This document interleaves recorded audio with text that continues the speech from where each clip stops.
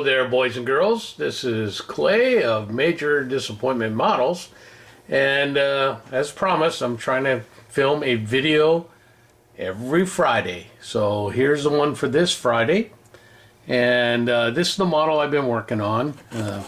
Well, I can hardly say I've been working on. I've been catching up on other stuff around the house, trying to get caught up on bills and stuff since we had an extended vacation. One of the things I started doing was I started putting the cockpit pieces together.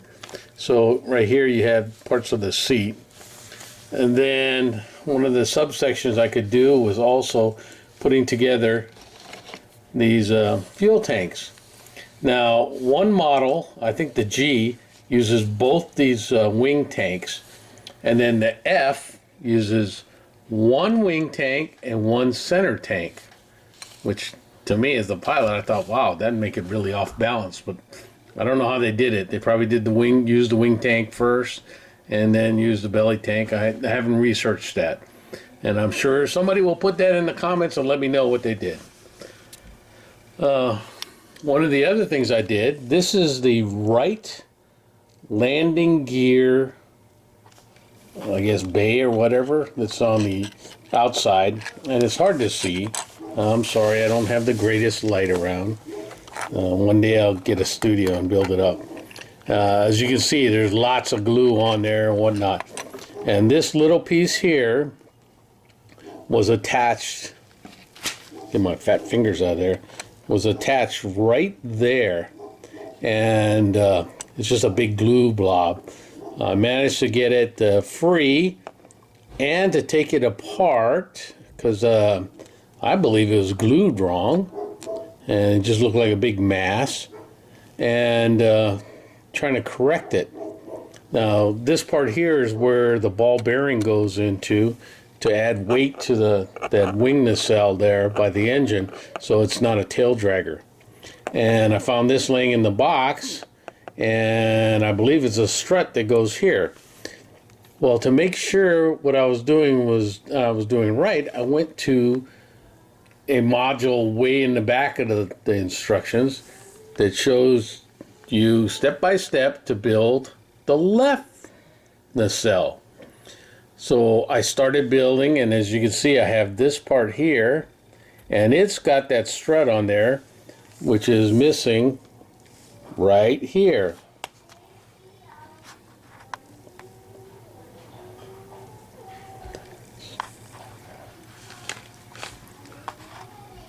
Sorry, I'm trying to mess with my camera.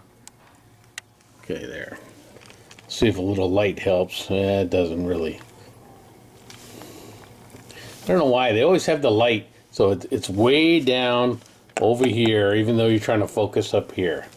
See, so I have to tilt the camera way up so you can get illuminated in there. So you can see this one I've already got started so I can compare. And this is that back wall here that's right there. So these are the parts that somehow make up this blob he's got there. So we're going to get that fixed. One of the things I also wanted to show you is I was waiting. I ordered a bunch of Dremel drums, and they all came in.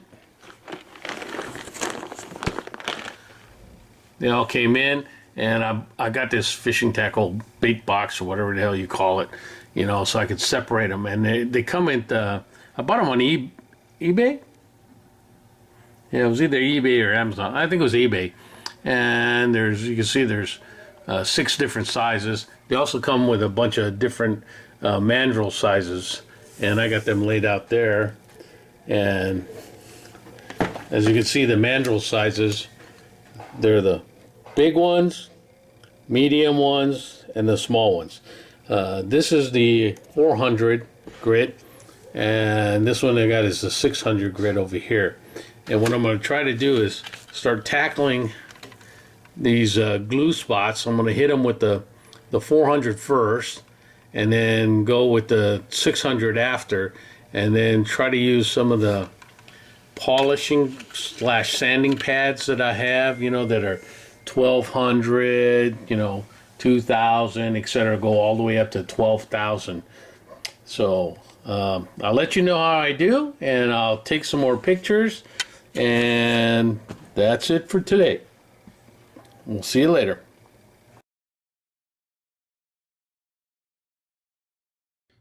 So I'm trying to add to my video using my iPhone. I've never done this before. I actually had an iPhone 8. My daughter wanted a 14.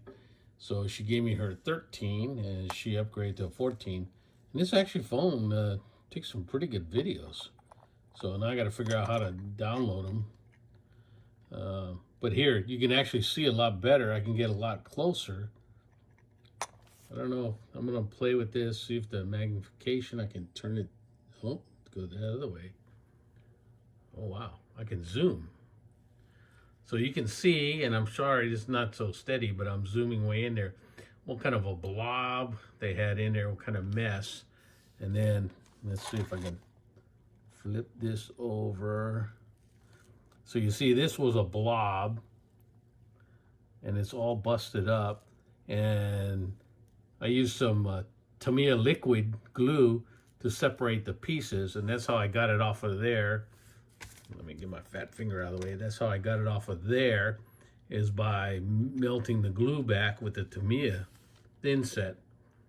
So again, this is the rod here. Let's see if we can find it right there. It's supposed to come off of here somewhere. And you can see the same rod right there on this one. This camera's pretty good. So that's the work I'm doing on there.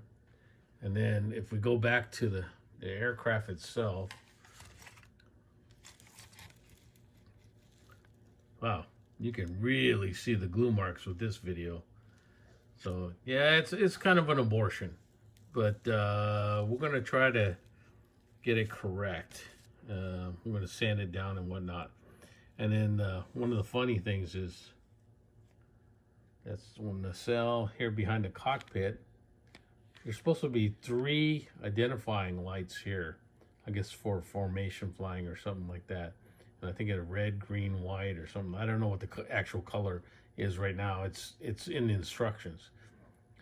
So, well, actually those are on the belly, so I don't know what they're for. But look at the glue marks, it's just horrible. So we flip it over. And remember I told you about the cockpit? Yeah, it's not the greatest. So we'll get this all figured out, and I'll take some more pictures and show you what we're doing. Okay, sorry for the shakiness. Okay, so I've done one pass with the 400 and then the 600 on the Dremel. It's a lot better. I can see a couple places where I've missed now. I need to hit it again. But now what we're going to do is I brought out some sandpaper. So I've got 1500 and 1000. Let's see if I can peel these apart.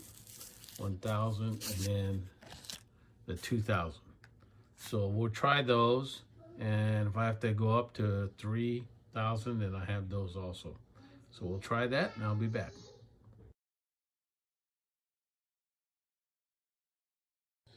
So even though I tried the sandpapers, I still had some rough spots.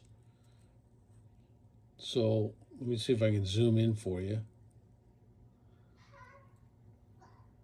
See now, I don't know how much of that is ingrained in there now, because it feels smooth to the fingertips.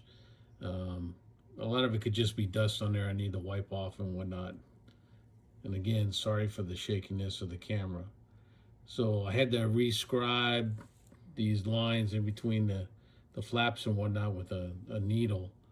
because they were all full of glue and everything else. So one of the things one of the things I did was after I used the sandpaper, I used this nail stick that I got at, I think it's Sally's Beauty Supply.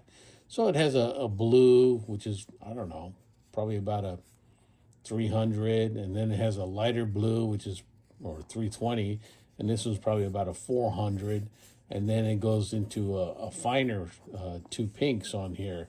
So I don't know what they are, but yeah, so what, 320, 400, maybe 6 and 8, I don't know. But it seems to work pretty good. So I might try that some other places on here and see what I can get going. But so far, that's the progress I got. And I can't remember if I told you or not, but after going through the instructions, it looks like he started with the A version. There's the A and B in there, and I think they correspond to the F and G. So I will continue with the A all the way through, and then I have like I said, I have another brand new kit that I bought, and I'll probably go with the G version on that one. So I'll see you later, and I'll try to update you again next week. Bye.